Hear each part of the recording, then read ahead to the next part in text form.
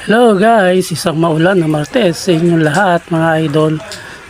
Ito guys, workout muna tayo mga idol. Ang gagawin natin ngayon ay para sa bicep mga idol, para lumaki at magkaroon ng forma ang ating mga braso mga idol. So kasi kalimitan natin itong ginagamit mga idol, so kaya kailangan malakas ito mga idol.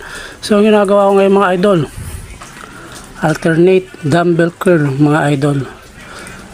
I'm using dumbbell mga idol. Kabila yung mga idol, 50 kilos yan, so medyo mabigat. 15 times mga idol, and then pagkatapos nyan mga idol,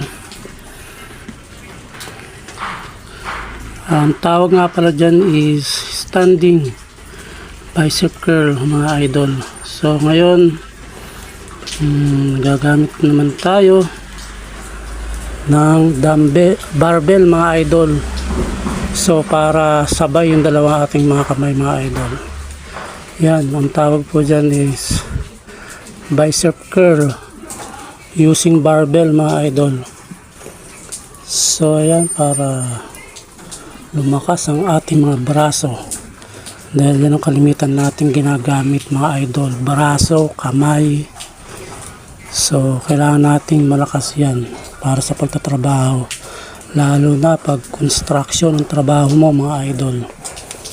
Kailangan talaga laging exercise ang ating mga braso, kasi yan ang kalimitang ginagamit. So ayan, 30 times yan ang aking bicep curl na ginawa using barbell mga idol.